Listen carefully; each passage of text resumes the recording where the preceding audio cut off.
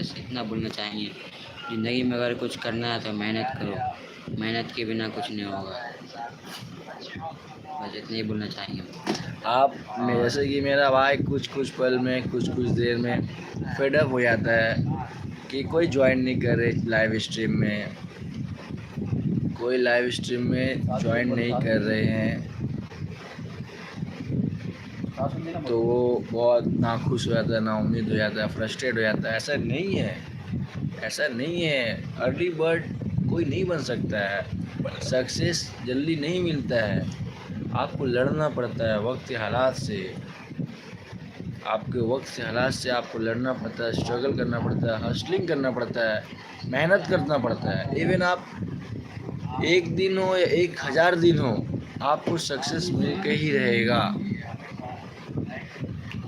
आपको सक्सेस मिल के ही रहेगा। समय बहुत ही मूल्यवान है, व्यर्थ कभी ना खोना। एक बार